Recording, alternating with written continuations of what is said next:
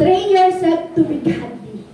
Siyempre, bibigyan ka ng pagpapala ng Panginoon pag sinasanay mo yung sarili mo na maging godly ka pagdating sa Panginoon. Amen? Kasi hindi mo makukuha yung iba't ibang pagpapala kung di natin tinitrain yung sarili natin para maging godly pagdating sa Panginoon. Amen? Kasi tingnan nyo po kaya ko po ang aking bakaw ng picture yan si nag-gym. Di ba ang isang tao po, di ba, para makuha niya talaga yung magandang katauhan, sexy, malakokola, diba? Di ba ginagawa po tinitrain yung sarili. Amen? Diba? Nag-gym sila, at talagang nag-exercise sila. Dapat ganun din tayo. Exercise mo sa puso mo, sa espiritu mo, na maging godly tayo. Amen? Sabi diyan, train yourself to be godly. Yan po yung dapat, ayan po yung pag-aaralan natin kasi yan po yung maganda. Kasi minsan, ito po yung nawawala sa Kristiyano. Minsan nakakakilala tayo, minsan, alam natin, kilala natin ang Diyos, kaya lang minsan, ito yung nawawala. Hindi natin natitrain sa sarili natin na maging godly. Amen? Amen. Sabi po sa Filipos chapter 2, verse 12, kaya nga mga minamahal, tulad ng inyong buong pusong pagsunod, noong ako'y kasama pa ninyo, lalo kayong maging masunurin, ngayong ako'y malayo sa inyo, pagsumikapan ninyong maging ganap ang inyong kaligtasan ng may lubusang paggalang at pag-ibig sa inyo. Ano po sabi dito? Lalo kayong maging masunurin. Ngayong ako'y malayo sa inyo, pagsumikapan ninyong maging ganap ang inyong kaligtasan ng may lubusang paggalang at pag-ibig sa Diyos. Sabi po dito. Ibig sabihin niyan, sabi po diyan, maging ganap ang inyong kaligtasan ng may lubusang paggalang at pag-ibig sa Diyos. Bakit po? Kasi may ginawa ka ni. Ibig sabihin, continue mo na. Amen? Kaya sabi, i-train mo na kasi may ginawa ka na. I-continue mo na kasi may sinumulan ka na sa Lord. Amen? Meron ng ginawa ang Lord sa buhay mo. Meron ng ginawa ang Diyos sa buhay mo. Kaya lamang po, tingnan, dapat nakakakilala tayo sa Panginoon. Para at least makuha mo talaga yung lubusan na kaligtasan, yung ganap na kaligtasan. Yung may ganap na, sabi may lubusan na paggalang at pag-ibig sa Diyos. Kasi bakit po? Kasi naranasan na natin ang Diyos. Amen? Nakakilala na tayo sa Panginoon, naranasan na natin yung tunay na kaligtasan na ibinigay sa atin ng ating Panginoon. Sigit sa lahat, naranasan mo na yung biyaya ng Diyos. Kaya sabi kayo, di ba, iba't ibang pagpapala. Ibig sabihin po niyan, i-continue mo na. Kasi may sinumulan ka na sa Lord. May ginawa na ang Lord sa'yo. Nakilala mo na ang Diyos sa'yo. Nakilala mo na ang Diyos. At nakuha mo ng ganap yung kaligtasan na ibinigay ng Diyos sa atin. Higit sa lahat, naranasan mo ng grabing biyaya ng ating Panginoon sa amen. Ang tuwang na. Sabi ng Lord, sumunod ka na lang sa Kanya para makuha mo yung iba't ibang pagpapala, yung maging ganap na kaligtasan. Sabi ng Lord, sumunod ka na sa akin. Bakit po? Kasi may sinimulan ka na. Amen? Kaya kailangan hindi ka na hihinto. Katulad ni ba yung nag-gym? Pinitrain niya yung sarili niya. Hindi siya humihinto. Kaya kapatid, may ginawa na ang Diyos sa iyo Nakilala mo na ang Lord. Meron ka nang ginawa sa Panginoon. Continue na lang para makuha mo yung iba't ibang pagpapala. Amen?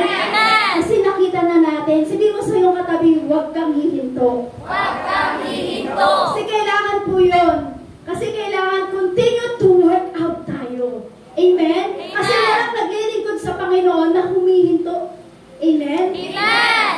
Kasi napakahalaga po talaga yung salitang workout. Amen po? Amen! Kasi napakahalaga po niya kasi bilang tayo po nagtatrabaho para makuha natin yung bagay pagdating sa gusto natin ibigay sa atin ng Lord, kailangan continue tayong gumagawa pagdating sa Panginoon. Katulad sinabi po ni Apostol Paul, sabi po niya, Paul doesn't say work for your salvation, but to work out your salvation. Kasi hindi po yan, hindi po kasi natin ito pinaniniwalaan Tama po?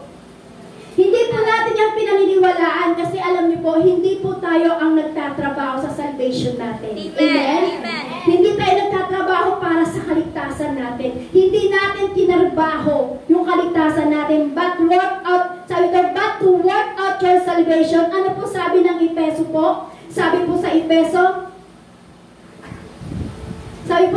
chapter 2, verse 8 to 9, sapagat dahil sa kagandahang loob, sabi po nila, sapagkat dahil sa kagandahang loob ng Diyos, kayo ay naligtas. Amen po? Kaya sabi ko nga po, hindi tayo ang gumagawa ng ating kaligtasan. Sino po ang gumagawa ng ating kaligtasan? Sabi po dyan, sapagkat dahil sa kagandahang loob ng Diyos, kayo ay naligtas sa pamamagitan ng pananampalataya at ito'y kaloob ng Diyos at hindi mula sa inyong sarili. Hindi ito bunga ng inyong mga gawa, kaya't walang may pagmamalaki ang sinuman. Kahit ano pong ginagawa po natin, hindi natin pwedeng pagmalaki na, ay nakagawa na ako eh. Ginawa ko na to, nagtrabaho na ako, may salvation na ako. No.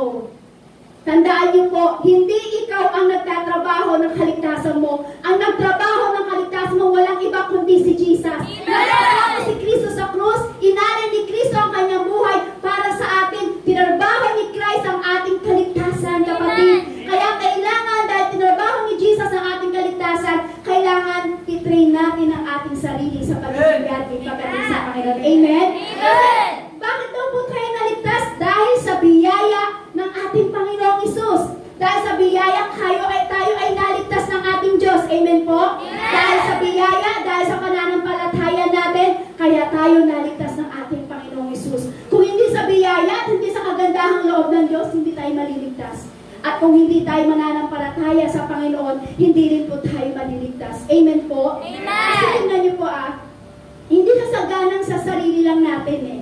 Hindi sa kalakasan lang natin, hindi sa sariling kalooban lang natin, kung bakit tayo ay naligtas, kundi sa pamamagitan ng pagmamahal ng ating Panginoong Isus, kung bakit tayo naligtas. Kaya sinasabi po na ating pag-aaralan, sabi diyan, train yourself to be godly. Kasi tinarbaho tayo ni Christ, yung kaligtasan natin, tinarbaho ni Christ, kaya kailangan i-train naman natin yung ating sarili na mapalapit pagdating sa ating Panginoong Isus. Amen po? Amen. Kasi ibig sabihin po kasi, ang ating salvation po, sabi ko, ang ibig sabihin po, if work your salvation, kailangan daw po pala, tayo daw po pala, sabi po doon, ang kalooban po ang Diyos ang nagbigay po sa atin para tayo po ay maligtas. Amen po? Amen!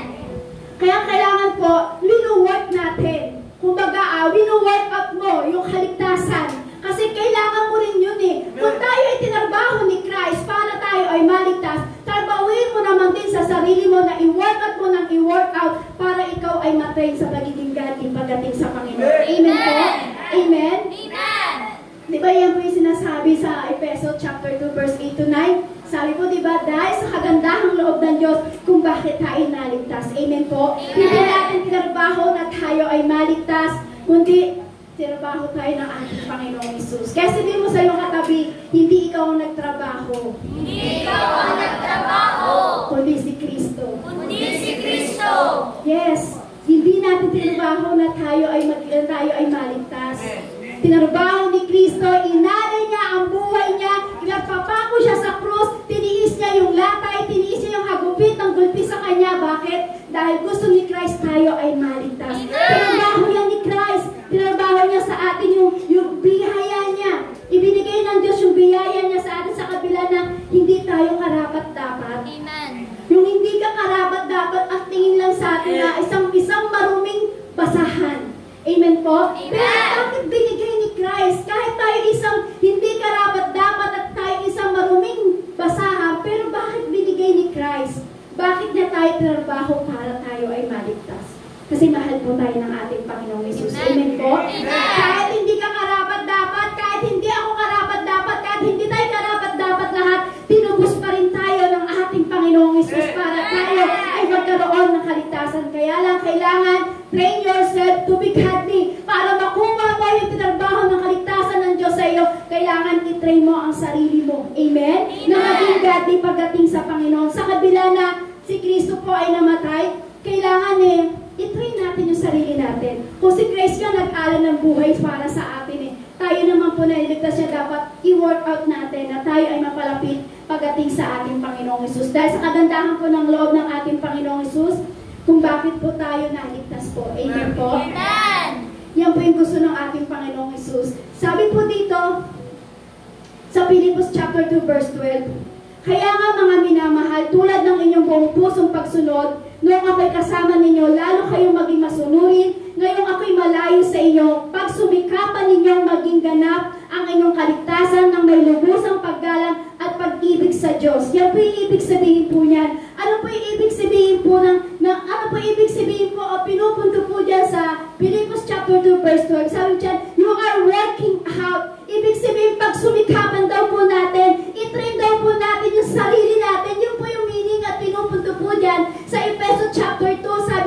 Sabi po dyan, pag sumikapan. Amen. Sabi mo sa iyong katabi, pag sumikapan. Pag sumikapan. At pag sumikapan natin na itrain natin ang ating sarili para maging ganti tayo pagdating sa Panginoon. Ano po yung pinapakita po dyan sa Philippians chapter 2 verse 12? Pinapakita po dyan na tunay ka ngang niligtas ng Diyos. Amen.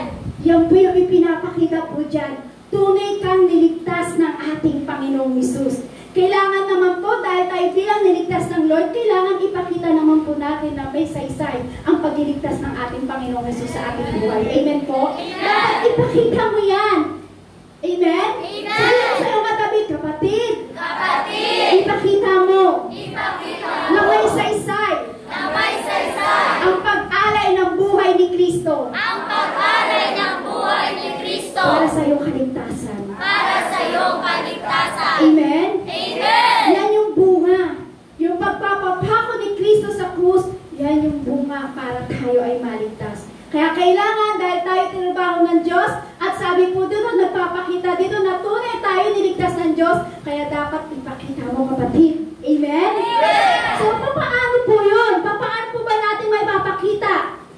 Paano po ba natin mapapakita na tayo talaga ay gusto natin maging godly pagdating sa Panginoon? Madaling sabihin na naligtas na ako, naligtas ka na, naligtas na tayong lahat. Amen? Madaling pong sabihin po yun. Pero ngayon, sa panahon po natin ngayon, marami nagsasabi na born again kami. Born again sila. Ay, born again siya. Marami pong nagsasabi yun sa panahon po natin ngayon. Amen po? Marami nagsasabi na, Kristiyano ako. Pero alam niyo po, minsan hindi napapakita. Amen po? Amen. Paano po ba natin ititrain yung ating sarili? You have to train yourself to be godly. Sabi po ni Apostol Pablo po, di ba? Sa Mateo chapter 4 verse 7, sabi po dyan, di ba, na sabi po ni Apostol Pablo dyan, huwag mong pag-aksayahan ng panahon ang mga alamat na walang halaga. Sa halip, sanayin mo ang iyong sarili sa maka-Diyos na pamumuhay. Kaya sabi po dyan, to be godly. I-train mo yung sarili mo para tayo ay maging godly. Kapag tinitrain po ba natin yung ating sarili, tinitrain po ba kapag tinitrain po natin yung ating sarili o yung sarili mo, yung if you're working out of salvation, na talagang tinitrain mo talaga yung kaligtasan na ibinigay ng Diyos sa'yo, yung working out to be godly, na talagang pinapakita natin na nag-work talaga tayo para tayo ay maging godly pagdating sa Panginoon. Alam niyo po ba kung ano ibig sabihin po nyo? Dinidisiplina mo yung sarili mo. Amen? Parang katulad po diba yung mga nag-exercise, dinidisiplina nila yung sarili nila. Sa anong paraan? Paano nila pinapakita na dinidisiplina nila yung sarili nila? Yung hindi sila kumakain ng iba't ibang pagkain na talagang hindi tatama o uugma sa katawan nila. Amen? Ibig sabihin, pag tinitrain pala natin ang ating sarili na maging to be godly pagdating sa Panginoon, ibig sabihin yan pala kapatid, dinidisiplina natin ang ating sarili. Amen? Diba wala naman po nagsabi dati na, wala naman po diba yung dating mataba, mataba pa rin. Di po diba? Dating mataba at ngayon payat na kasi bakit? Nag-work out. Amen? Dinidisiplina niya yung sarili niya. Ibig sabihin, dinidisiplina niya yung bagay na yon pagdating sa sarili niya para makuha niya kung ano talaga yung hinimithi niya. Ganon din po sa Lord. Para makuha mo talaga yung hinimithi mo sa Lord, maging godly ka sa Panginoon, dapat tinitrain natin ang sarili natin pagdating sa ating Panginoong Hesus. Amen po? Ngayon po kasi sa buhay Kristiyano po natin, teka lang po parang umuulan ng pawis dito. Hallelujah. Kaya kapag tinitrain po natin, di ba, ang buhay po natin, ngayon bilang isang Kristiyano, di ba po, hindi po tayo minsan parang hindi po tayo nagiging matatag, hindi po tayo nagiging maka-Diyos. Amen? Dating hindi mo tinitrain yung sarili mo, di ba parang hindi mo tinitrain na maging godly yung sarili mo, hindi ka nagiging matatag, hindi ka nagiging maka-Diyos. Kaya sabi, train yourself to be godly. I-train mo yung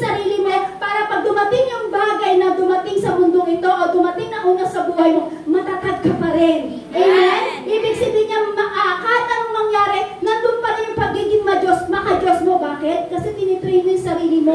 Train yourself to be godly. Yan ang kailangan ng isang Kristiyano ngayon. Lalo na sa paglakad po natin sa buhay Kristiyano, dapat lumalakad tayo sa kabanal-banalan ng ating Panginoong Hesus. Isang bagay na kailangan natin po na ipakita at i-practice po sa ating bilang isang Kristiyano, kailangan po makita sa atin yung kabanalan ng Diyos. Amen po? Kaya sabi diyan, train your God to be godly. Kailangan para tayo po sa paglakad natin, para maging maka-Diyos po tayo, tinitrain natin sarili natin, itrain din naman po yung sarili natin na tayo ay merong kabanalan sa ating buhay. Amen?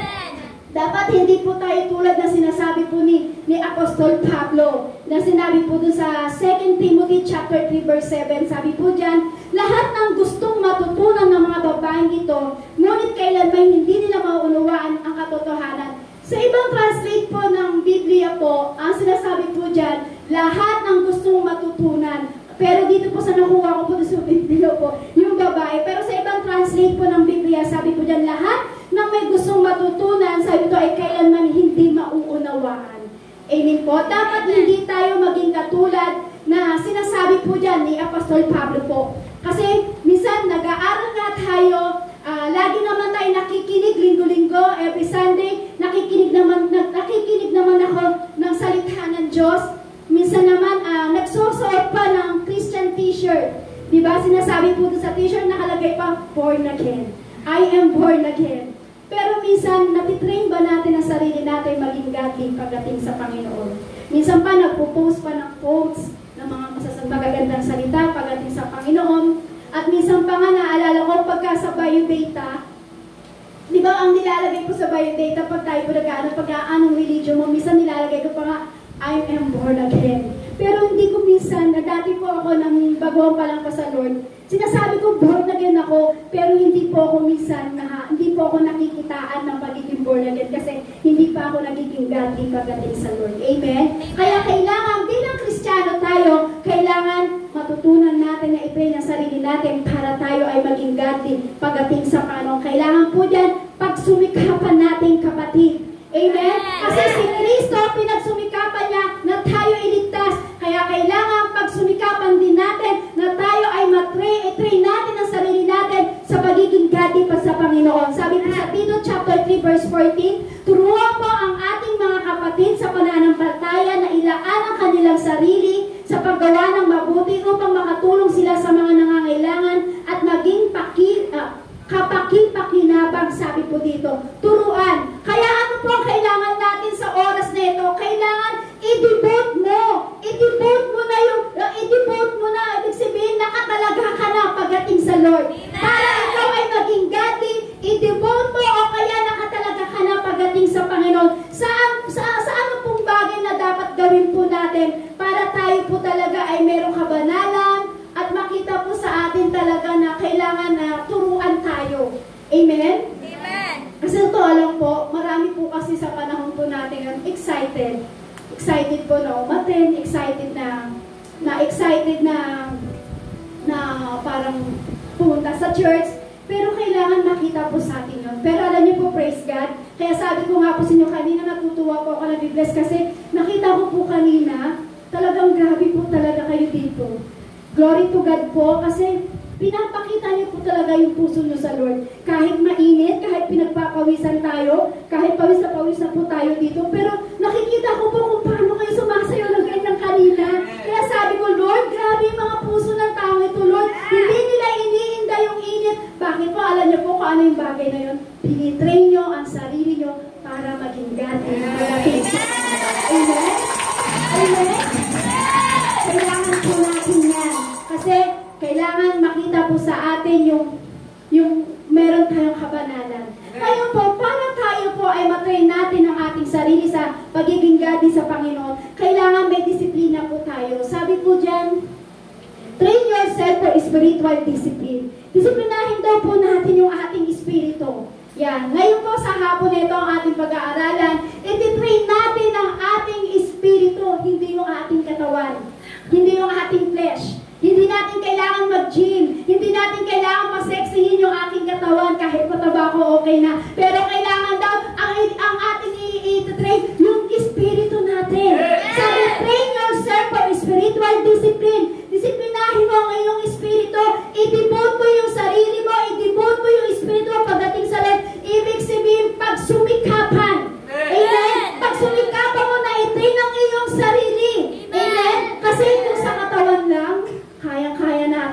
dalhin eh. Pero yung espiritu, pag hindi natin tinrain yan mapalapit sa Panginoon, hindi gaganda ang ating espiritu. Amen? Amen. Kaya kailangan lumakad daw po tayo sa ating kabanalang pagdating sa Panginoon kasi gusto makita ng Diyos na tayo ay lumalakad sa kabanalan niya. Kaya sabi ng Diyos, i-practice natin. Sabi ng Lord, anak, i-practice mo. Train yourself to be godly. Train yourself, spiritual discipline. Yan ang pag-aaralan natin. Spiritual discipline. Kasi kailangan i-train mo ang sarili mo sa pagiging spiritual discipline. Sabi doon, what are the spiritual discipline? Naiinip kayo haba ng intro, no? Hayaan niyo po mamaya, darating din tayo sa number 1. Yan, sabi ko, what are the spiritual discipline? The spiritual discipline are those practice found in Scripture that promote spiritual growth among believers in the gospel of Jesus Christ.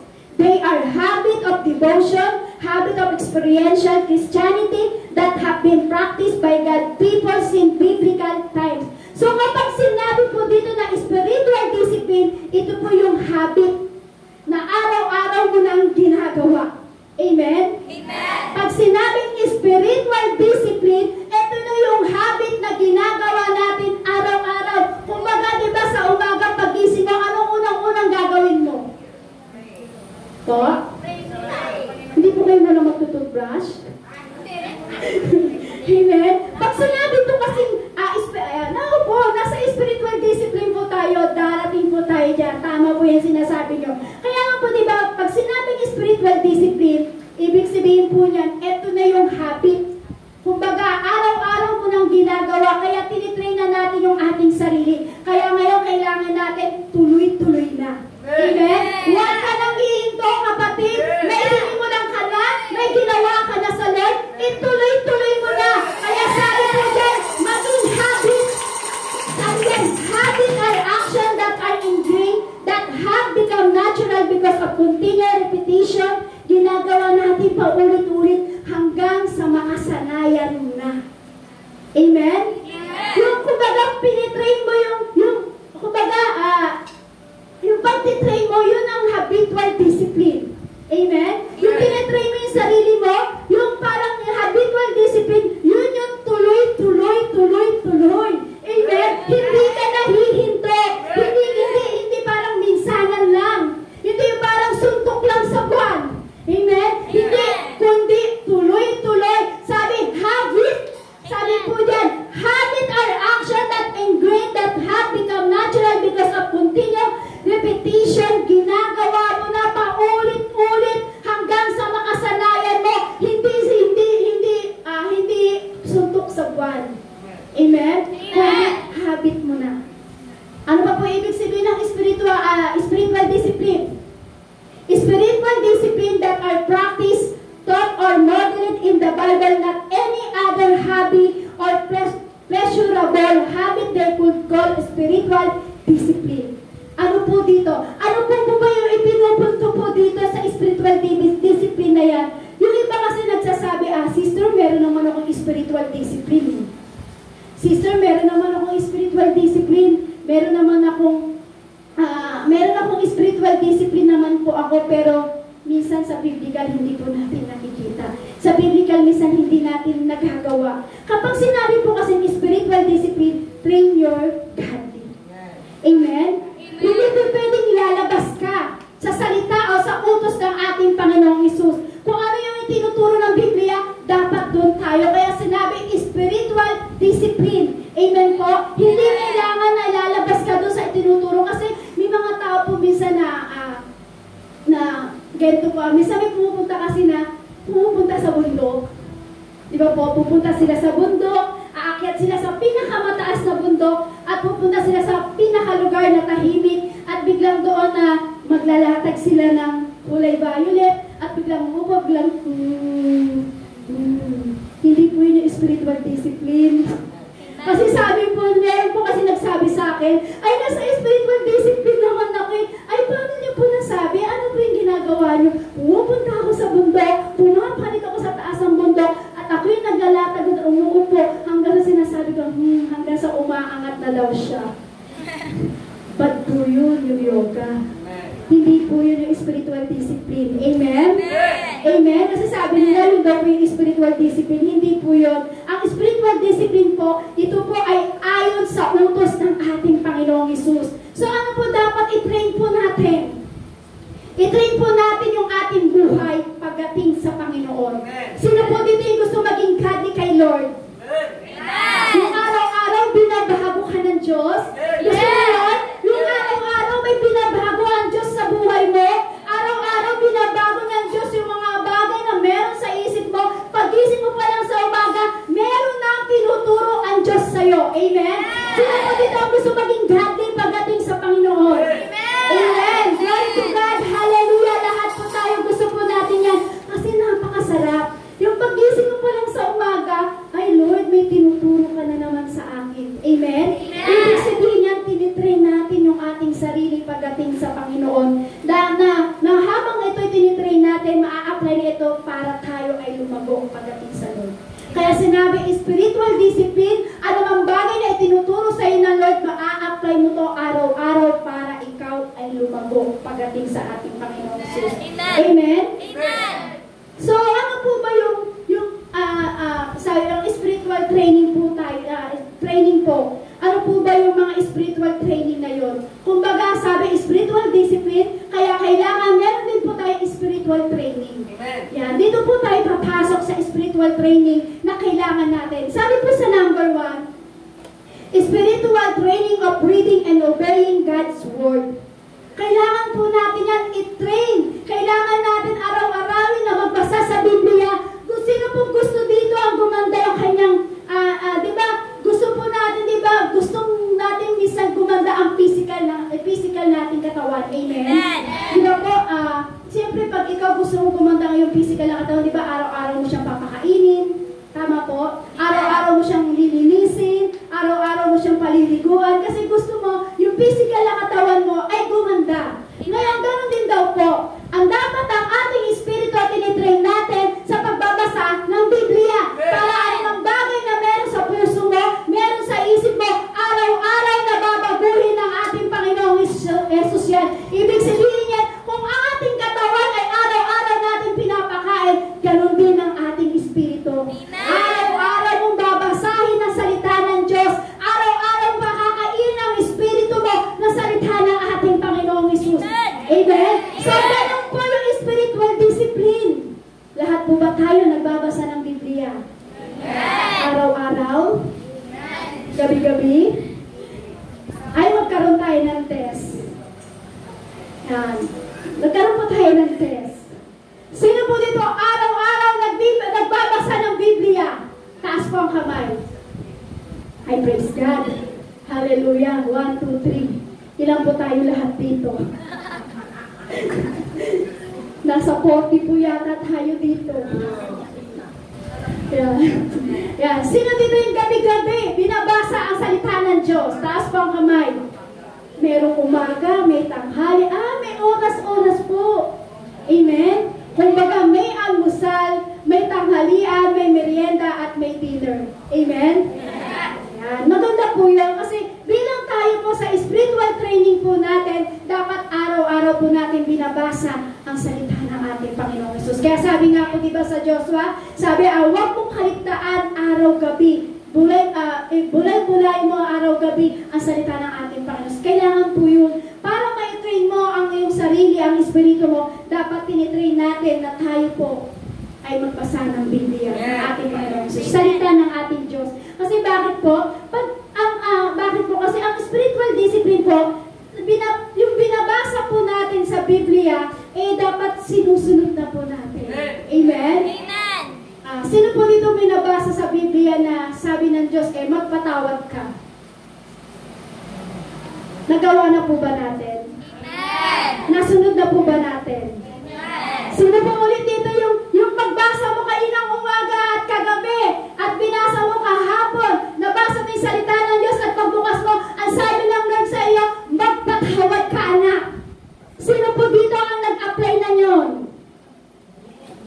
Praise God, lahat po sila, Lord. Thank you, Lord. Kasi totoo po yun. Kasi habang binabasa po natin ang salita ng ating Panginoong Hesus, at ito po ay yung tinuturo po sa sa Biblia, tinitrain po natin ng sarili natin na makasunod po doon. Ibig sabihin po niyan, kailangan ang ating espiritu ay dapat makasunod sa salita ng ating Panginoong Hesus. Kaya yung sinabi na nabasa mo, sabi ng Lord, magpatawad ka na kapatid. Kasi ibig sabihin, tinitrain mo ang espiritu mo pagdating sa katuruan na nababasa mo sa Biblia. Amen? Sino po dito sabi ng Diyos magbigay ka? Sino po nakabasa? Sinunod nyo na po? Nagbigay na po kayo? Parang kanina ang dami na sinabing magpatawad ka. Ngayon may nakabasa po ba sabi ng Lord, magbigay ka? Po? Ay, parang walang ibigay. Pero sabi ng Lord, kahit wala kang ibigay, pero pag gusto mong magbigay, may paraan. Amen? Hindi naman po sinabi ng Lord, magbigay ka ng financial Sabi ng Lord, i-train mo ang sarili mo sa pagbabasa ng Biblia. Sinabi ng Lord, magbigay ka. Dahil ikaw ay nagbasa ng Biblia, ibigay mo sa kapatid mo ang salita ng Diyos. Kapatid, sabi ng Lord, magbigay ka ang share mo. Amen? Kaya kapatid, kapatid na ibibigay ko sa iyo ang salita ng ating Panginoon. Amen? Ibig sabihin nga, spiritual training natin sa pagbabasa ng ating salita ng ating Panginoong Hesus. Amen? Amen! Gusto niyo pa po halimbawa? Sino po dito nakabasa? Tawag na. 2 Timothy chapter 3 verse 16. Sabi mo dito, ang lahat ng kasulatan ay kinasihan ng Diyos at kapaki-pakinabang sa pagtuturo ng katotohanan, sa pagsaway sa kamalian, sa pagtutuwid sa ligong gawain, at sa pagsasanay para sa matuwid na pamumuhay. Sabi po dyan, ang lahat daw po ng salita ng ating salita po ay kinasihan po ng ating Panginoong Hesus. Alam niyo po ba itong binabasa po natin? Kinasihan po ito ng kapangyarihan ng ating Diyos. Amen? At ito'y magagamit natin sa pakipakinabang ng ating espiritu. Kaya kung ano po yung tinuturo po dito, katotohanan po yun. Katotohanan po kung ano yung nababasa natin. Kaya sabi nga po, di ba, i-train mo ang espiritu mo sa pagbabasa ng Biblia. Amen? Kasi bakit po? Sa every time na tayo sa pagbabasa ng Biblia, dito po tayo natutuwid. Kaya sabi nga po, di ba, sabi po dyan, sabi niya, ang lahat ng kasulatan ay kinasihan ng Diyos at kapaki-pakinabang sa pagtuturo ng katotohanan, sa pagsaway sa kamalian. Every time na ikaw pala ay nagbabasa ng Biblia, kung ano mang bagay na kamalian na ginagawa natin sa ating buhay, tayo ay sinasaway ng Diyos. Sinasabi ng Diyos, nabasa ng Diyos dyan. Kunyari, nabasa mo, itong umaga ito, sinabi ng Lord sa'yo, nabasa mo, sinaway ka ng Lord, sinabi sa pagkakamali mo, sabi ng Lord, huwag ka nang magkasala. Huwag ka nang magnakaw. Ibig sabihin, every time na binabasa mo ang salita ng Diyos, ito ay sinasaway tayo sa kamalian na ginagawa natin sa ating buhay. Kaya mahalaga po na i-train natin ang sarili natin, i-train natin ang espiritu natin sa pagbabasa ng Biblia. Amen? Naalala ko nga po na ako po ay hindi pa marunong magpatawad, matigas ang puso ko. Lagi ko pong lagi po akong pag magbubukas po ako ng Biblia at binabasa ko po yun, sinasabi ng Lord sa akin, magpatawad ka. Magpatawad ka. Sabi ko, Lord, ang hirap. Sabi ko, Lord, ang hirap. Lalang, ang sakit-sakit ko yung ginawa sa akin, Lord. Yung parang tinusok ng kutsilyo yung puso ko. Binurog ng martilyo ang puso ko. Ang hirap, Lord. Pero lagi sinasabi ng Lord sa akin, magpatawad ka. Alam niyo ba yung nabasa ko po yun? Sabi ko, Lord, gusto ko yung espiritu ko ay matuto sa'yo. Gusto ko yung espiritu ko, eto tayo nagbabasa ako ng Biblia, gusto ko matupad ko to, Panginoon. Kaya sabi ko, Lord, sige Lord, magpapatawad na ako, Lord. Alam niyo po yung sinabi ko po yun, sinunod ko po yun. Parang, alam niyo po yung puso ko, yung parang isang malaking truck na basura na nawala sa puso ko. Alam niyo po yung kasi parang pag tayo may problema at puro hindi, ang puso natin ay puro sama ng loob at puro pagpapatawad, dahil padatutulan natin yung Smoky Mountain. Alam niyo po yung Smoky Mountain? Yung bundok-bundok na basura doon po sa Manila. Amen po? Ganun pala ang puso natin. Kaya sabi ko, Lord, ayoko niyo, Lord. Dahil niligtas mo kami, Lord. Sige po, Lord. Dahil po ay gusto ko mag-train ng Espiritu ko pagdating sa Lord, susundin ko po kung ano yung nabasa ko po sa Biblia. Alam niyo po, yun po yung bagay na sinasaway tayo sa ating kamalian. Higit sa lahat, yung pagtutuwid sa atin sa likong gawain. Halimbawa, ano po ba yung likong gawain? Yung nagdadaya ka ng kapwa mo. Minsan, mababasahin ko din sa Biblia, sinasabi ko ng Biblia, huwag kang mandaraya. Di ba po? Ibig sabihin, tinutuwid tayo minsan sa mga likong gawain natin at higit po sa lahat, sa pagsasanay para sa matuwid na pamumuhay. Every time na ikaw pala, ang Espiritu mo ay nagbabasa ng salita ng Diyos, ibig sabihin po pala niyan, nagsasanay po tayo sa pagtuwid na pamumuhay po. Amen. Amen? Kasi ang salita po pala ng Diyos ay inspired mula sa Diyos. Amen? Ang salita ng Diyos pala, ito pala yung scripture na mula sa Diyos na magagamit natin upang tayo ay matuto pagdating sa salita ng ating Panginoong Hesus. Amen? Nagagamit pala ito para turuan tayo ng Diyos. Ito tayo na pala binabasa mo kasi ito alam po, wala naman po talaga tayong alam sa salita ng Diyos eh. Pero every time na nagbabasa ka, dahil yung Espiritu mo, tinitrain mo sa pagbabasa ng Biblia, alam niyo po, nagagamit po natin sa buhay ito para tayo po ay turuan. Amen. Turuan saan po? Sa mga katotohanan na kung ano ang pinagbabawal ng ating Panginoong Hesus. Amen po? Minsan marirealize pa natin na yung mali natin sa buhay, di ba po? Kasi sino po naka-experience nyon? Sabi nyo nga po, morning, tanghalian, hapon, dinner, nagbabasa po kayo ng inyong mga Biblia. Di ba po minsan ito po yung parang yung mali, marirealize natin yung mali natin sa buhay. Yung kumbaga parang mismo ang salita ng Diyos ang nang-rebuke sa atin. Amen po? Amen. Naranasan niyo po yun? Bigay nga po kayo ng sample. Ano po yung binasa niyo sa Biblia na na-rebuke kayo ng ating Panginoong Hesus? Sabi niyo parang babasa kayo umaga, tanghali, hapon, gabi. Ano po yung nabasa niyo? Yan. Sino po ulit dito nagbabasa ng Biblia? Ay, wala na ngayon. Kanina, ang dami. Ngayon, wala na. Magbigay po kayo ng sample. Ano po yung nabasa nyo kaninang umaga? Ay, ibig sabihin, kanina po walang nagbasa. I-train po natin ang ating Espiritu para magbasa po ng ating salita ng ating mga. Kasi marirealize mo sa sarili mo na yung mga bagay na mali sa ating buhay. Kasi ang salita ng Diyos, ito po ang nagtutuwid sa ating maling pamumuhay. Amen po? Amen. Amen? Amen. Kaya yung words of God po ay parang salamin po yan ang buhay po natin. Kumbaga, di ba, pag ikaw ay humarap sa salamin, makikita mo yung itsura mo, kung maganda ka ba, meron ka bang wala mo dito, di ba? Makikita mo kung anong merong dumi sa mukha mo, salamin. Ibig sabihin po, ang salita ng ating Panginoong Hesus ay salamin ng ating buhay. Kung ano ang bagay na merong dumi sa puso mo, ano bang merong dumi sa pamumuhay mo, dahil nagbabasa ka ng salita ng Diyos, nakikita mo kung ano ang mali sa pamumuhay mo, kapatid. Kaya sabi ng Lord, train mo ang Espiritu mo sa pagbabasa ng salita ng ating Panginoong Hesus. Amen. Amen? Amen. Amen po? Amen. Kasi makikita po natin yan. Di ba yung sinabi ko nga po kanina, nakita natin at nabasa natin, di ba sabi ng Lord, magpatawad ka. Amen? Ibig sabihin yan, dahil yung salita ng Diyos ay salamin ng buhay natin, alam ng Diyos kung anong meron sa puso mo, kapatid. Amen?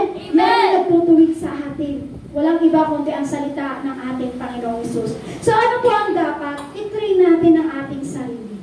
Amen? Amen. So, paano po ba natin ito na ititrain yung ating sarili? Walang iba kundi magpasa tayo ng salita ng ating Panginoong Hesus. Amen? Kasi kailangan po yan. Para yung Espiritu mo, i-train mo sa pagbabasa ng salita ng ating Panginoong Hesus. Kasi minsan sa panahon po natin ngayon, hindi na Bible po ang hawak eh. Cellphone na po. Pagising pa lang sa umaga ang hawak, cellphone, mga kabataan. O mga nanay po. Isa po ako dyan. Aamin po ako sa Lord. Isang pagising sa umaga, ay titignan ko yung oras. Pagtingin ko sa oras, ay hindi ko alam, nag-Facebook na pala ako. Amen? Pero sabi ng Lord, ang Espiritu mo, i-train mo sa pagbabasa ng Biblia. Amen? Kaya sabi nga po sa Deuteronomy chapter 5 verse 1, tinipon ni Moises ang buong Israel at kanyang sinabi, Bayang Israel, dinggin ninyo ang kautusan at ang mga tuntuning ibibigay ko sa inyo. Ngayon, unawain ninyong mabuti at tuparin ang mga ito. Ano po ibig sabihin niyan? Kapag kayo po pala ay nagbabasa at nakakabasa ng salita ng ating Diyos, sabi po dyan, unawain ninyong mabuti at tuparin ang mga ito. Kung tayo po ang ating espiritu, tinitrain natin sa salita ng ating Panginoong Hesus, dapat na po pala unawain ninyong mabuti. Dapat po pala tuparin natin to. Kung ano yung mga nakikita natin na babasa po sa Biblia. Amen? Amen. Meron po ba nagtutupad ng mga nababasa niya sa Biblia? Minsan, sister. Minsan, sumusunod, pero minsan, sumasablang. Amen? Amen. Aamin po ako dyan. Kasi ganun din po ako minsan. May aamin po ba? Amen. Ay, lahat, tinamaan po. Amen po kasi minsan kasi akala natin, yun nga po, akala natin, nasa Diyos na tayo. Kaya sabi nga po, i-train natin ang ating sarili para maging godly. Para daw po tayo ay maging godly. Sabi po sa number 1, yung espiritu natin ay kailangan matutong magbasa at i-train mo ang sarili mo sa pagbabasa ng salita ng Diyos. Amen? Sabi po dito, develop the training and habit of after reading the words of God, to apply and obey the words. Alam niyo po kung bakit minsan hindi po tayo nadidevelop? Yung alam niyo pong matagal ka nang nakikinig ng salita ng Diyos, matagal ka nang nakakarinig na kung ano yung bagay na pwedeng gawin natin sa Lord para tayo ay ma-develop. Alam niyo po kung bakit minsan hindi tayo nag-develop kahit matagal na tayo nakakarinig ng salita at katotohanan ng ating Panginoong Hesus. Alam niyo po kung ano po yun? Hindi natin ina-apply. Sabi mo sa iyong katabi, kapatid, para ma-develop pala ang ating espiritu, dapat natin i-apply. Saan? Mag-a-apply tayo saan? Saan po? Ay, akala ko mag-a-apply po ako sa SM. Yan, sabi po dyan, kaya pala tayo minsan hindi na-develop kahit ang tagal-tagal mo lang nakikinig sa salita ng Diyos. Kasi minsan, hindi natin ito ina-apply. Para ikaw pala ay ma-develop, kung anong nabasa mo sa salita ng ating Panginoong Hesus, i-apply mo yun, kapatid. Bakit? Pag in-apply mo yun, ibig sabihin, yung espiritu mo, tinitrain mo yan. Amen? Sabi po sa Lucas chapter 11, verse 28, ngunit sumagot siya, higit na pinagpala ang mga nakikinig sa salita ng Diyos at tumutupad nito. Pakibasa po ng malakas, sabay-sabay po tayong lahat. Ngunit sumagot siya, higit na pinagpala ang mga nakikinig sa salita ng Diyos at tumutupad nito. Parang sabi, ngunit sumagot siya, higit na pinagpala ang mga salita ng Diyos at tumutupad nito. Parang naputol yung pakikinig at tumutupad nito. Dapat mas malinaw. Sabi niya, pinagpala ang mga nakikinig sa salita ng Diyos at tumutupad nito. Ibig sabihin, pagkat ikaw ay tumutupad at nakikinig ka sa salita ng Diyos, ay tinutupad mo, ibig sabihin niya, pinagpala ka, kapatid. Sabi niya, hindi sa lahat na pinagpala. Ibig sabihin ka lang, sabi pala, pag nakikinig ng salita ng Diyos at tumutupad sa salita ng Diyos, higit na pinagpala ka, kapatid. Amen? Higit sa pinagpala, daig mo pa ang milyonaryo. Yun ang hindi nyo alam, kapatid. Kapag ang salita ng Diyos ay pinakikinggan mo at tinutupad mo, daig mo pa ang isang milyonaryo. Amen? Kasi bakit? Ang ating Diyos hindi na uubusan ng kayamanan. Amen? Hindi na ubus-ubus ang pagpapala ng ating Panginoong Hesus. Kaya ngayon, para hindi ka maubusan ng pagpapala, itrain mo ang iyong espiritu sa pagbabasa ng Biblia. Sabi po sa 1 Samuel chapter 15 verse 22 to 23, sinabi ni Samuel, akala mo ba'y higit na magugustuhan ni Yahweh ang handog at hain kaysa mga pagsunod sa Kanya? Mas mabuti ang pagsunod kay Yahweh kaysa paghahandog at ang pakikinig ay higit sa haing taba ng tupa. Ang pagsuway sa Kanya ay kasinsama ng pagkukulang at ang katigasan ng ulo'y tulad ng pagsamba sa Diyos-Diyosan. Sapagkat itinakwil mo ang salita ni Yahweh, itinatakwil ka rin niya bilang hari. Parang sabi po dito, sapagkat itinakwil mo ang salita ni Yahweh, itinatakwil ka rin niya bilang hari. Alam niyo po ba kung ano ibig sabihin po sa 1 Samuel? Kasi ito po, sa 1 Samuel po, ang istorya po nito, si Haring Saul po kasi, binigyan po siya ng, inutusan po siya ni Yahweh na sinabi niya, pumunta sila sa isang lugar at gawin niya sa Haring Saul po doon, limpulin niya lahat, wala siyang ititira, bata man, matanda man, maging mga alaga nilang hayop, lahat papatayin ni Haring Saul yun. Kaya sabi po dito ni Samuel, akala mo ba higit na magugustuhan ni Yahweh ang handog at hain kaysa ang pagsunod sa kanya? Kasi ang ginawa po ni Haring Saul, meron po siya nakitang matatabang baka. Sabi niya, ang ganda nito, iaalay ko to, iahandog ko kay Yahweh. Pero ano ba ang utos sa kanya ni Yahweh? Patayin lahat. Amen? Sabi, patayin lahat. Wala siyang ititira. Pero kung titignan natin, ang ganda talaga para sa Lord kay Yahweh. Sinabi ni Haring Saul, iahandog niya para kay Yahweh yung magagandang at matatabang baka na yun. Amen. Amen? Amen. Pero ano sabi po? Sinabi ni Samuel, akala mo ba higit na magugustuhan ni Yahweh ang handog at hain kaysa ang pagsunod sa kanya? Kasi alam niyo po, kahit anong ganda ng hain natin sa Lord, kung di tayo marunong sumunod, hindi rin po yung nakakalugod sa Lord. Amen. Amen? Amen. Sabi po doon, mas mabuti ang pagsunod kay Yahweh kaysa paghahandog at pakikilit ay higit sa hain tabak ng tupa. Ibig sabihin po niyan, ang ating paglilingkod po pala, mas maganda tayo ay marunong sumunod. Amen. Na kahit wala kang bagay na pwedeng magandang ibigay sa Lord, hindi mahalaga yon. Ano po ang mahalaga? Ang marunong sumunod pagdating sa Lord. Higit sa lahat, marunong makinig ng salita ng ating Panginoong Hesus. Sabi po diyan ay higit sa haing taba ng tupa. Ibig sabihin, pag marunong ka sumunod at marunong kang makinig ng salita ng Diyos, daig mo pa ang naghain ng mga matatabang tupa. Amen? Amen. Sabi po dito, ang pagsuway sa Kanya ay kasinsama ng pangkukulang. Grabe po pala, no? Yung sumuway lang tayo sa salita ng Diyos, dahil po pala natin ang pangkukulang. At ang katigasan ng ulo tulad ng pagsamba sa Diyos-Diyosan. Pati pala katigasan ng ulo natin ay isang katulad din pala ng pagsamba-samba sa Diyos-Diyosan. Parang, Lord, katigasan ng ulo, come out. Jesus name.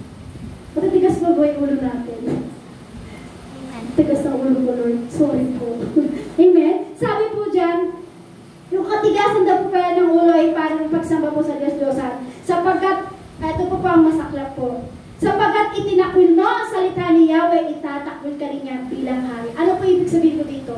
Pag hindi mo tinrain ang espiritu mo sa pagbabasa ng Biblia at tinatakwil mo ang salita ng Diyos, hindi mo ba alam, itinatakwil ka rin ng Diyos.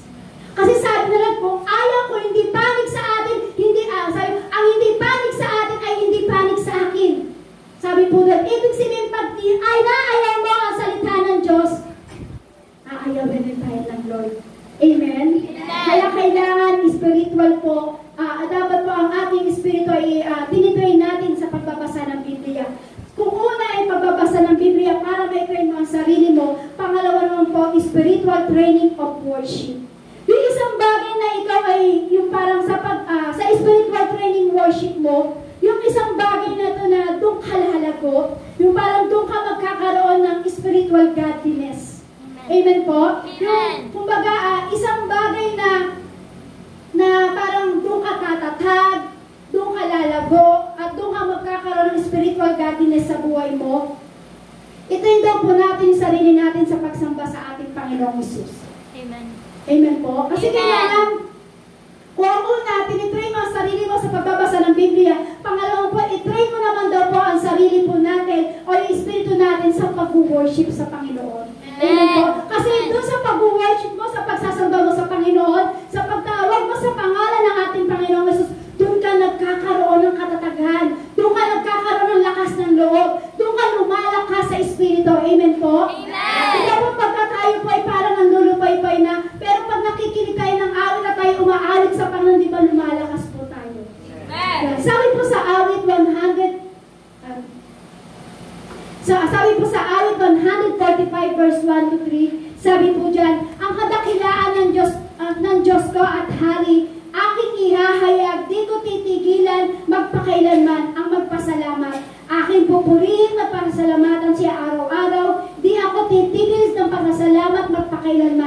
Dakila kay Yahweh at karapat-dapat na ikay purihin, kadakilain, may tunay na mahirap, maraming unawain. Ano po ba ibig sabihin po dito?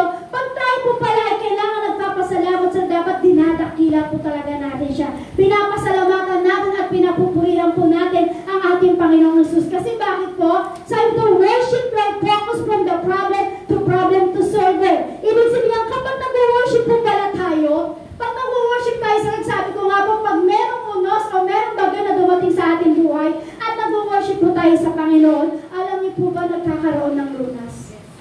Amen. Kung makapangyarihan ang salita ng Diyos, makapangyarihan din po ang sumamba pagdating sa Panginoon. Kaya po, kapag nag-worship tayo sa ating Panginoong Jesus, alam niyo po ba napapalitan yung ating isip sa problema? Di ba po yung puro-puro ng problema yung ating isip? Pero dahil nag-worship ka sa Lord, tumutungo naman yung kaisipan mo dun sa problema na merong solusyon. Amen? Di ba yung sinabi, di ba, kunyari wala kang pera ngayon.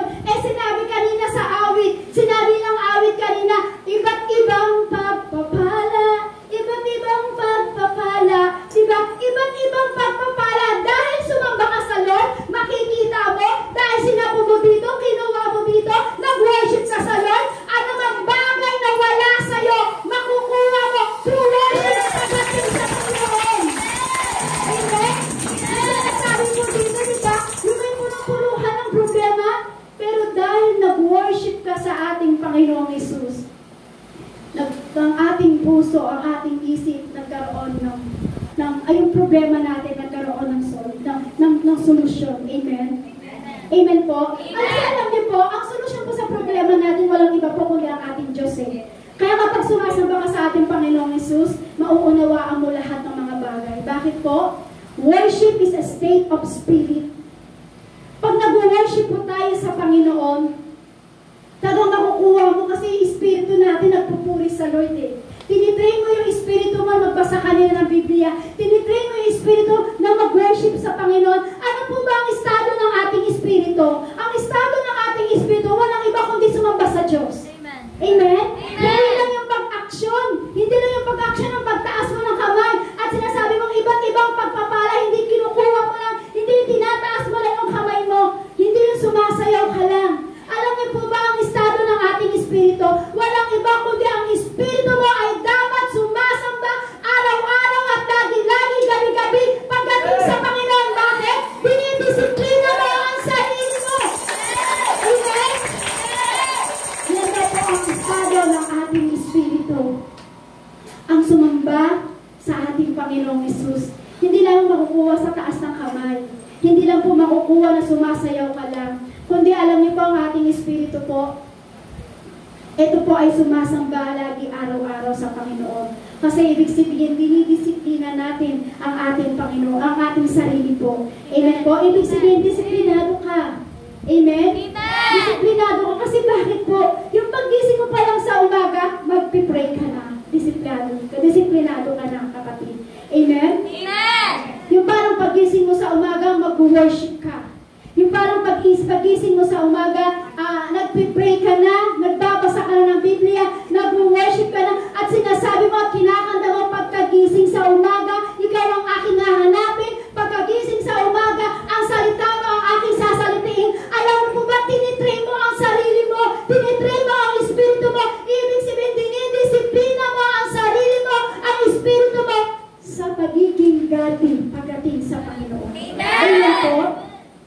Kasi kailangan i-train po natin ang ating sarili sa pagiging gati po. Kapag wala po tayong panalangin, kapag tayo po ay wala po tayong panalangin, wala po tayong pag-worship pagdating sa Panginoon, alam niyo po, sasabihin ko po sa inyo, mahihirapan po tayo para maging maka-Diyos. Pag gising po natin sa umaga o sa buhay po natin, hindi tayo nagpipray, hindi tayo sumasamba, mahihirapan tayo para maging maka-Diyos. Para ikaw pala ay maging godly, ang espiritu mo, dapat araw-araw nagpipray ka, araw-araw sumasamba ka sa Panginoon, araw-araw nagbabasa ka ng salita ng Diyos. Ibig sabihin niya, tinitrain mo ang sarili mo para maging godly. Pero pag wala ang pagpipray, wala ang pagsamba, hindi tayo magiging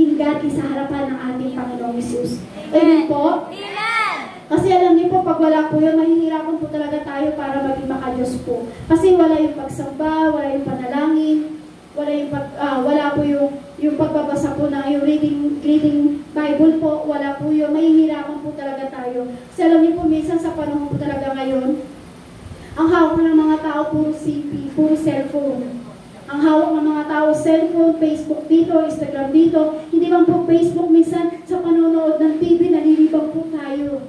Mula alas 10 hanggang hapon, inaabangan mo na yung telenovela. Kaya tuloy yung pagpipray natin, yung pagsamba natin, yung pagpupuri natin sa Panginoon, yung pagbabasa mo ng Biblia, nawawala, naaagaw ng panonood sa TV, naaagaw ng itbulaga, naaagaw, hindi ko na alam kanino mga palabas naaagaw ng cellphone. Kaya kailangan i-train natin ang ating sarili sa panalangin at sa pagpupuri pagdating sa Panginoon. Sabi sa Mateo chapter 15 verse 8 to 9, lumalapit sa akin ang mga taong ito sa pamamagitan ng kanilang mga bibig at iginagalang nila ako sa pamamagitan ng kanilang mga labi. Ngunit ang kanilang mga puso ay malayo sa akin. Walang kabuluhan ang pagsamba nila sa akin. Ang aral na kanilang itinuturo ang mga kautusan ng mga tao. Ano po ibig sabihin dito? Minsan po tayo kasi, pag hindi po tayo nagiging godly at hindi natin tinitrain yung ating espiritu, parang tayo po ito, lumalapit lang po tayo sa pamamagitan ng ating bibig. Sinasabi lang natin, Lord, mahal kita. Lord, nagpupuri ako sa iyo, Lord. Lord, nagpapasa ako sa salita mo, Lord, sinasamba kita, Panginoong Hesus. Pero alam niyo po, wala daw po itong kabuluhan pagdating sa Panginoon. Kasi walang kabuluhan ang pagsamba nila sa akin kasi ang aral na kanilang tuturo ay mga kautusan ng mga tao. Di ba yung sinasabi, ay okay lang naman na hindi mo na ako magbasa. Okay lang naman, hindi mo na ako mag-worship. Minsan di ba sinasabi minsan naman, okay lang, huwag ka muna magbasa. Okay yan, huwag ka muna mag-worship. Dito muna tayo. Kasi minsan pinakikinggan po natin yung ibang tinuturo ng tao. Pero kailangan para makuha mo yung train na yon, para yung maging godly tayo, kailangan marunong tayo magbasa ng Biblia. Kailangan marunong din po tayo sumagbasa sa Panginoon para makuha mo, i-train mo yung sarili mo sa pagiging godly pagdating sa Panginoon. Pangatlo, spiritual training of active prayer life. Ito yung mga basic na kailangan natin gawin sa panalangin sa ating buhay. Diba? Kasi kailangan po yun eh. Hindi mo matitrain ang sarili mo pag hindi ka nagbasa ng Biblia. Hindi mo matitrain ang espiritu mo kung hindi ka sasamba at mag-worship sa Panginoon. At higit sa lahat, hindi mo matitrain ang espiritu mo pag hindi ka active sa prayer. Amen? Kailangan active ka sa prayer. Active ka sa prayer life mo. Kaya nga diba tinatanong ko po sa inyo kanina, sino po dito araw-araw nananalangin? Meron po ba? Praise God. Diba tinatanong ko po kasi kailangan po natin maging active prayer life. Kasi ang buhay na ibinigay sa iyo ng Diyos, dapat i-active mo yan sa panalangin. Kasi si Christ, naging active siya sa krus para tayo ay iligtas. Kaya kailangan maging active po ang ating espiritu sa pananalangin pagdating sa Lord. Amen. Bakit po? Some important consideration in spiritual discipline of prayer is to become a reality in our lives. Ilan po sa mga bagay na ito na kailangan disiplinahin natin sa ating buhay, kundi ang ating prayer sa ating buhay po. Kasi kailangan magkaroon tayo ng discipline po pagdating sa ating panalangin. Amen. Ano po ba yung dapat na kailangan natin? Sabi po dyan, kailangan may discipline tayo sa ating prayer life po. Ano po ba yung mga bagay nito na kailangan natin i-disiplinahin para tayo ay magkaroon ng active prayer life po sa ating buhay? Unang-una sabi po dito, a quiet place. Sabi po dyan, a quiet place po. Sabi po sa Lucas chapter 6 verse 12, nangyari noong mga araw na iyon na siya ay pumunta sa bundok upang manalangin. Nananalangin siya sa Diyos ng buong magdanghag, sabi po dyan. Ano po yan? Ang hindi ba po sa buhay po kasi natin, kaya sabi po dyan, di ba, para magkaroon tayo ng active life prayer po, kailangan magkaroon tayo ng quiet place. Amen. Kaya lang po, minsan, ang hirap mag-pray kapag magulo ang paligid natin. Amen. Amen? Amen. Kaya po yung parang kahit pumunta ka doon sa kwarto mo biglang, kaya yung pera. Diba? Hindi mo makukuha, hindi mo ma-train yung sa quiet place na yun. Kaya kailangan, para magkaroon tayo ng active prayer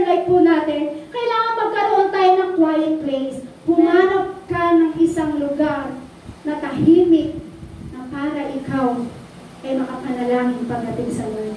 Kasi ang hirap po manalangin. Lalo na pag marami tayong kasama sa tahanan, mahirap po talaga manalangin. Kaya sabi nga po diba sa Lucas, nangyari noong mga araw na iyon na siya ay pumunta sa bundok upang manalangin, nalangin siya at sa Diyos ng buong magdamag. Ano po ibig sabihin po niyan? Ano po ibig sabihin po niyan? Si Kristo po, ang ginawa po niya ay pumalik po siya sa bundok. Pumalik po siya sa bundok at tapos po ginawa po niya na nalangin po siya ng buong magdamag po sa ating Panginoong Hesus. Sa ating Diyos Ama. Kasi kailangan po niya yan, magdamag po siya na kailangan manalangin sa Lord. Kasi kailangan niya magkaroon ng quiet place. Alam niyo po sa aking buhay po, para ako po magkaroon ng quiet place sa panalangin, gumigising po kami ng madaling araw. Medyo may schedule po kami ni Pastor. Ako alauna, tapos si Pastor alas 3. Minsan naman, kung sino mauunang gumising sa amin ng alauna, siya po ang magpipray. Ako naman po ang alas 3. Kasi kailangan po natin yung magkaroon tayo ng active life po natin, na prayer po natin sa Panginoon. Kasi bakit po sabi po dito, as believer who wants to develop a passion for prayer and communion with the Lord, we need to have our secret place of communion, sabi po dito. Ulitin ko po, as believer who wants to develop a passion for prayer and communion with the Lord, we need to have our secret place of communion. Ano po ibig sabihin po niya? Kasi kailangan magkaroon ka ng secret place. Amen. Para ikaw ay makapanalangin sa ating Panginoong Hesus, para maging active yung prayer mo. Maging active yung prayer life mo pagdating sa Lord. Sabi nga po sa Matthew chapter 6, verse 6, sabi po dyan, ngunit kung ikaw ay nanalangin, pumasok ka sa iyong silid, kapag naisara mo na ang pinto, manalangin ka sa iyong Ama na nasa lihim, ang iyong nasa lihim. Ang iyong Ama na nakakakita sa lihim ang magbibigay sa iyo ng gantimpala ng hayagan. Kailangan po, pag ikaw magpipray, pasok ka sa isang kwarto. Isara mo yung pintuan, higit sa lahat, huwag ka na magpapa-istorbo. Kasi kailangan na po natin yun. Magkaroon tayo ng quiet place para maging active ang ating prayer life. Kasi sa panahon po natin, di ba sabi ko nga po, papasok ka na lang ng kwarto para mag-pray, biglang may kakatok. Amen? Ma, nasan yung ganito ko? Masan mo nilagay yung ganito ko? Ma, penging pera, nagugutom na ako. Amen? Diba po? Kaya kailangan humanap ka ng isang secret place mo. Kasi alam niyo po ako minsan, ang pangit kasi ng secret place ko eh. Pero wala akong ginagawa doon. Kasi ang secret place ko po, pag alam ko po na magulo po doon sa namin, kasi sama-sama po kami. Ay gusto ko po i-active yung prayer life ko po. Alam niyo po gagawin ko? Alam kong oras na hindi walang gumagamit sa CR namin. Alam niyo po gagawin ko po, pupunta po ako doon sa loob. Uupo po ako, pero wala akong ginagawa. Nagpipray po ako sa Lord. Yun yung nagiging secret place ko. Ang pangit, no? Pero alam niyo po, kahit pangit yung lugar na pinagdadausan ko po ng secret place ko, alam niyo po, yung nagiging active yung prayer life ko. Kasi doon lang po ako nakakakuha ng quiet place. Kasi wala talagang i-install ko sa'yo. Kasi alam nila, pag pumunta ka doon sa CR, alam nila may ginagawa ka. Hindi ka nila i-install ko. Amen? Amen? Pero pag sa kwarto ka, talagang kakatokin ka. Alam niyo po yung ginagawa ko para maging active prayer life po ako. Kasi kailangan, tayo po ay humanap ng isang quiet place po. Para maging, sabi po diyan, para tayo po magkaroon ng discipline sa ating panalangin, maging active life po tayo, sa active life prayer po tayo, dapat ganito rin po yung ginagawa natin. May quiet time ka rin. Para daw po pala makuha mo yung discipline sa espiritu mo na maging active life ka, kung una meron kang quiet place na hanap ka, meron kang secret place na hahanapin mo, ngayon naman meron kang quiet time. Quiet time na kailangan na dapat makita mo to at para ikaw nakapanalangin. Sabi po dyan, Jesus prayed early in the morning. Every morning nagpipray si Jesus. Tayo po ba nagpipray every morning? Amen. Sabi po dyan, Jesus pray early in the morning. Tayo po ba mga niligtas ng anak ng Diyos? Tayo po ba ay nagpipray umaga?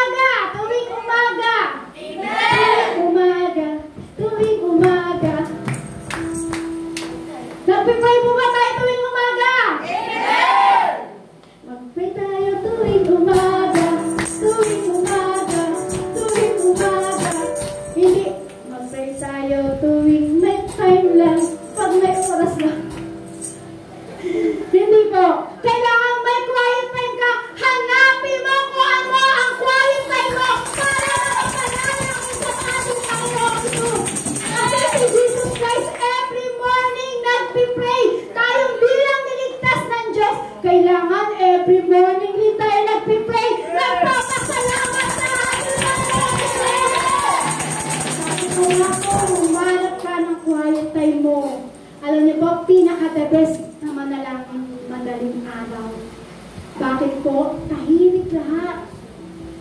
Maririnig mo lang ang yung alulong ng aso ng kapitbahay nyo. Pero alam niyo po, yun po yung the best. Pag nanalangin ka, yung quiet time na yun, madaling araw, 1:00 hanggang 4:00, tahimik pa ang paligid mo. Pero pag tungkol ng 5:00, maingay na. Meron ng put-put, put-put, maingay na. Meron ng pandesal, maingay na po. Alam niyo po, yun po yung pinaka-the best. Madaling araw tayo manalangin. Makikita mo at mararamdaman mo yung presence ng ating Panginoong Hesus. Sabi po sa Marcos chapter 1, verse 35, nang madaling araw na habang madilim pa, si Jesus ay bumangon at lumabas. Pumunta siya sa ilang nagdako at doon ay nanalangin. Kung sa ating Panginoong Hesus po, naghanap po ng secret place niya at naghanap siya ng quiet time niya para po siya ay manalangin. Ganon din po tayo. Bilang tayo isang Kristiyano, i-train natin yung sarili natin. Higit sa lahat, i-train mo ang sarili mo na gumising ng madaling araw para manalangin sa Panginoon. Pag nagawa mo yung kapatid, napapalapit ka sa ating Panginoong Hesus. Yun ang kailangan. Kailangan tinitrain natin ang ating sarili na magkaroon ng quiet time sa panalangin.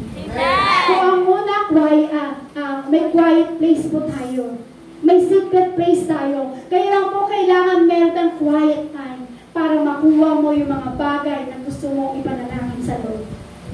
Sabi po sa awit 88 verse 13, kaya Panginoon, humihingi ako ng tulong sa iyo tuwing umaga'y nananalangin ako sa inyo. Tayo po ba ulit tuwing umaga ay humihingi ng tulong sa Diyos? Tuwing umaga ba tayo ay nananalangin sa ating Panginoong Hesus? Sabi po dyan, kaya Panginoon, humihingi ako ng tulong sa inyo tuwing umaga ay nananalangin ako sa inyo. Kasi napakahalaga na tuwing every morning tayo nananalangin at humihingi ng tulong sa ating Panginoong Hesus. Amen? Kasi walang ibang makakatulong sa atin ang Diyos. Amen? Sabi ko nga po sa inyo, nantayin po si pastor na siya po may karamdaman po yun at sinabi po ng doktor sa kanya, 3 months na lang itatagal niya. Alam niyo po, lagi po kami nananalangin sa Lord. Sabi ko, Lord, salita lang ng Diyos yan. Pero Lord, sa iyo kami humihingi ng tulong. Ang salita ng doktor hindi makapangyarihan. Pero ang salita mo, tunay na makapangyarihan. Yung lagi ipinapanalangin namin sa Lord. Every morning, gigising po kami ni pastor. Kahit si pastor nahihilo na, bumubulong na sa sakit ng pancreas niya. Alam niyo po, every morning humihingi kami ng prayer sa Panginoon. Humihingi kami ng tulong. Alam niyo po, nananalangin po kami. Hindi po kami piliko ng Lord. Nakita niyo po, malakas na po si pastor. Amen? Alam niyo po lang po yung gusto ng Lord, araw-araw kang nananalangin sa Kanya. Araw-araw na kailangan humihingi ka ng tulong. Araw-araw dapat may quiet time ka. Araw-araw dapat may quiet place ka sa Panginoon. Dapat araw-araw may active life prayer ka sa Panginoon. Amen? Kasi pag-active ka ang prayer life mo, sabi ng Lord, tutulungan ka niya. Sabi na, walang anak ko na humingi sa akin na bibiguin ko. Amen? Sabi nga po sa awit 119 verse 147, gising na ako bago pa sumikat ang araw at humihingi ng tulong sa iyo dahil nagtiwala ko sa inyong pangako. Sabi po dito, gising na ako bago pa sumikat ang araw at humihingi ng tulong sa inyo. Anong oras pa tayo gumigising? Ano po sabi po dyan? Gising na ako bago pa sumikat ang araw. Baka mga kapatid, bago ka gumising, sikat ang araw. Wala ka ng biyayang makukuha sa ating Panginoong Hesus. Amen? Kasi ang madaling araw po, pag tayo po nagpipray, doon mo makukuha talaga lahat ng gustong bigay sa iyo ng ating Panginoong Hesus. Quiet place, quiet time, para maging active ang panalangin. Amen. Gumigising po ba tayo, tirik na ang araw? Sino po dito gumigising, sikat na ang araw? Uy, lahat sila. Sino po dito gumigising, sikat na ang araw? Hala, hindi nyo makukuha ang biyaya ng ating Panginoong Hesus. Sabi ng Lord, kailangan may quiet time, may quiet place. Kung si Grace niya madaling araw pa lang bumangon at bumalik sa bundok para manalangin sa ating Diyos Ama, tayo bilang anak niya na niligtas niya at inalaya niya ng kanyang buhay, bakit hindi tayo gumising ng madaling araw para manalangin sa Panginoon? Sabi nga po yan, di ba? Sabi po yan, gising na ako bago pa sumikat ang araw. Yan yung sinasabi ni King David. Gising na siya bago pa sumikat ang araw at humihingi ng tulong sa ating Panginoong Hesus. Para makuha mo yung panalangin mo at para maging godly ka pagdating sa Panginoon. Bago sumikat ang araw, gumising ka na. Manalangin ka na sa Panginoon. Amen? Amen. Parang lahat dito alas 8 gumigising. Amen? Buti na lang ako 6:01. Amen? Ano pa po? Quiet man. Para ikaw pala maging active yung prayer life mo. Kung ang una, nagkaroon ka ng quiet place o secret place. Pangalawa, nagkaroon ka ng quiet time. Ngayon po, quiet mind. Ka-quiet mind mo, oops, quiet. Hindi. Kailangan yung kaisipan mo na payapa. Diba? Yung parang walang iniisip na problema, walang iniisip na sama ng loob, walang iniisip na galit, kundi yung iyong mind ay talagang sariwang-sariwa pa. Kaya alam niyo pa, pag madaling araw, sinabi ko, pinaka-the best na manalangin pag madaling araw. Kasi yung paggising pa lang natin ng madaling araw, wala pang naman yung ating isip. Amen? Kumbaga, payapa pa yung ating isip. Pero pag sumikat na ng alas 6 ang araw, ay late na nga yun di ba? Pag sumikat na ang araw at hindi ka pa nananalangin, hindi wala nang kapayapaan na isip mo. Isipin sa'yo, ano ba yan? Hindi ba ako nakakapagluto? Nasunog na yung itlog. Wala na yung kapayapaan sa isip. Pero pag madaling araw ka mananalangin sa Lord, makukuha mo ang quiet mind. May kapayapaan ka pa. Refresh mo yung isip mo. Kailangan kapatid, madaling araw tayo nananalangin sa Lord. Ibig sabihin, wala pang dumi ang ating isip. Amen? Kasi pag gumising ka ng 5:30, hindi ka pa nananalangin, at nakita mo ang kapitbahay nagwawalis sa pakura mo nilagay yung mga basura. Di ba? Wala na yung kapayapaan ng kaisipan. Pero madaling araw pa lang, nananalangin ka sa Lord, payapa pa yung isip natin, refresh pa. Wala pa yung mga sama ng loob, wala yung galit, wala yung inis mo sa anak mo, wala yung nangihingi na lagi ng baon sa'yo. Diba? Payapa pa yung isip mo. Amen?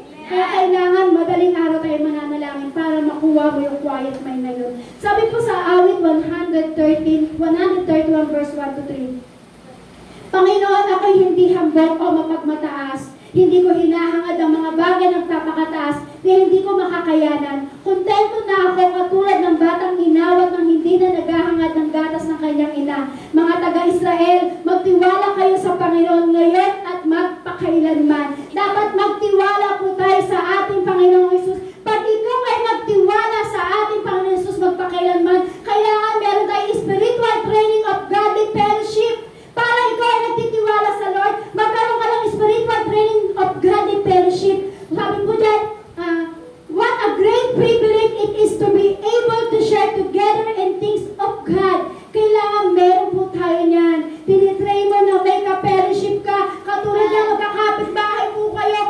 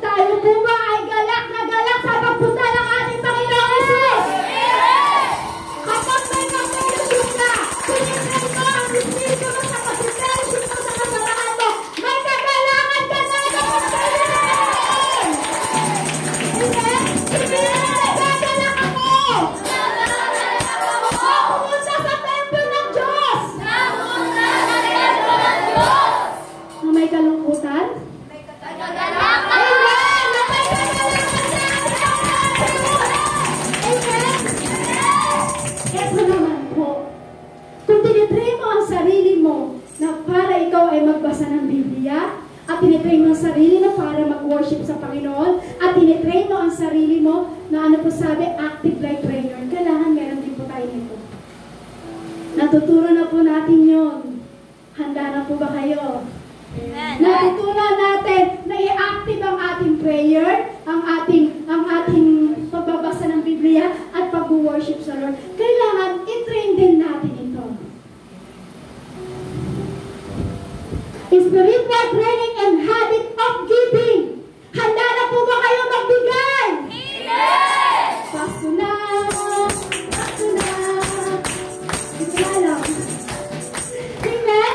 Sabi nga nila, pag Pasko ay magbigayan. Amen? Kailangan i-train din natin ang ating sarili at gawin natin i-habit ang pagbibigay. Amen? Amen? Amen. Mamili ka kung sinong regaluhan ang gusto mo sa Pasko. Mamili ka dyan sa mga kapatid mo. Sabi yan, spiritual training and habit of giving. Amen? Kung gusto mo pagpalain ka ng Lord, mamili ka kung sino gusto mong pagpalain sa araw ng Pasko. Amen? Amen? Amen. Natutunan mo na magbasa ng Biblia. Natutunan mo na sumamba sa Lord. Natutunan mo na i-active yung prayer mo. Kailangan matutunan pa rin natin yung habit ng giving. Amen? Amen. Sabi po sa 1 Corinthians chapter 8 verse 7, kayo mga nasa Corinto ay nangunguna sa lahat ng bagay. Malakas ang inyong pananampalataya, magaling kayong magturo, marami kayong alam, masipag sa paglilingkod sa Diyos, at malaki ang inyong pag-ibig sa amin. Kaya gusto namin na manguna rin kayo sa pagbibigay. Ibig sabihin po pala dyan sa binasa po natin, tayo palang naglilingkod sa Panginoon, malaki ang pag-ibig natin. Malaki ang pag-ibig mo sa kapatid mo, malaki ang pag-ibig mo sa Diyos, at higit sa lahat, sabi dito, tayo din mo pala ang manguna sa pagbibigay. Amen? Amen. Bakit ko po sinabi? Si Yesu Cristo na una nang magbigay sa atin. Yung pinaka-the best, yung natanggap nating tulong at regalo sa ating Panginoong Hesus. Alam niyo po kung ano po yun? Nung inalay niya ang kanyang buhay sa krus, ipinako ang kanyang buhay sa krus para tayo ay maligtas. Amen. Alam niyo po, si Kristo po ang naunang magbigay. Siya'y nauna para tayo ay matutong magbigay. Pinaglingkuran tayo ng ating Panginoong Hesus. Natuto siyang ibigay sa atin yung, kasi sa laki ng pag-ibig ng Diyos, inalay niya ang kanyang buhay para tayo ay bigyan ng kaligtasan. Amen. Dahil binigyan ka ng kaligtasan ng Diyos, dapat marunong ka rin magbigay. Hindi lamang sa kapatid mo, maging sa templo ng pinaglilingkuran ng ating Panginoong Hesus, maging sa templo ng ating sinasamba sa lugar nito. Kailangan, kasi si Kristo natuto siyang magbigay. Siya yung naunang magbigay. Binigay niya yung buhay niya. Inalay niya yung buhay niya para tayo ay magkaroon ng kaligtasan. Higit sa lahat, dahil sa laki ng pag-ibig ng ating Diyos sa atin, tayo ay binigyan ng kaligtasan. Amen. Kaya dapat, bilang tayo ay merong pagpupuri sa Lord, matutunan natin ang pagbibigay pagdating sa ating Panginoon Hesus. Why godliness matters po? Godliness has to do with acting upon what you know, not how much you know. Godliness is always practical. Hindi ka naging godly dahil sa dami ng alam mo sa Biblia. Hindi po ito paramihan ng alam natin sa Biblia, kundi ina-apply natin yung mga natutunan natin sa ating Panginoong Hesus. Amen po? Kasi ang godliness daw po is always practical. Sabi po yan, hindi ka naging godly dahil sa dami mo ng alam. Hindi ka naging godly dahil sa marami kang alam sa Biblia, kundi naging godly ka dahil in-apply mo kung ano yung bagay na natutunan mo. Sabi diyan, godliness is always practical. Amen. Amen? Amen. Sabi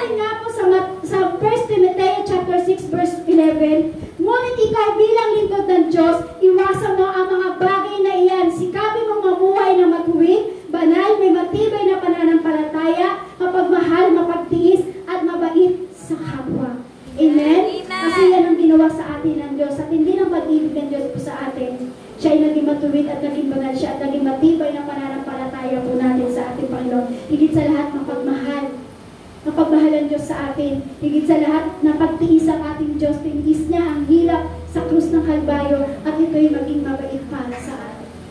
Sabi po sa Hebreo, chapter 12, verse 14, pagsikapan ninyong mamuhay ng may mabuting relasyon sa lahat ng tao at magpakabanal kayo, sapagkat kung hindi banal ang pamumuhay ninyo, hindi nyo makikita ang Panginoong Hesus. Kung hindi na po pala tayo magiging banal, hindi natin makikita ang ating Panginoong Hesus. What is the secret to living a godly life? Ano daw po ba ang secret? Ang sikreto para tayo ang buhay natin ay maging godly life. Ito po ang sikreto po natin. Jesus Christ is the mystery of godliness. Amen? Siya yung ating sikreto kasi kung wala ang Diyos, kung hindi mystery ang ating Panginoong Hesus at hindi po ito nag-alay ng buhay po sa atin sa gitna ng kahirapan niya sa krus, alam niyo po hindi tayo magiging godliness. Kaya lang tayo naging godliness dahil sa ating Panginoong Hesus. Kaya kailangan ng Espiritu natin, tinitrain natin. Sabi sa 2 Timoteo chapter 3 verse 16, lahat ng kasulatan ay isinulat sa pamamagitan ng kapangyarihan ng Diyos at mapapakinabangan sa pagtuturo ng katotohanan, pagsasaway, pagtutuwid at sa pagsasanay sa matuwid na pamumuhay. Huwag po natin kakalimutan basahin ang salita ng Diyos. Amen. Ito po ang nagtutuwid at nagtuturo sa atin sa katotohanan at pagsasanay sa pagtutuwid na pamumuhay. Huwag po natin kakalimutan ang salita ng Panginoong Hesus.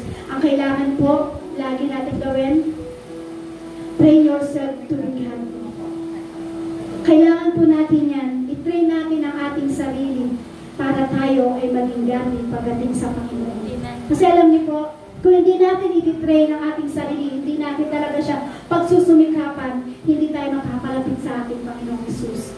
Ngayon kapatid, kung gusto mo talaga maging godly pagdating sa harapan ng ating Panginoong Hesus, unang-una ang gawin mo, i-train mo ang sarili mo, i-train mo ang espiritu mo sa pagbabasa ng Biblia. Pangalawa, i-train mo ang espiritu mo sa pagpupulit, pagsamba sa ating Panginoong Hesus.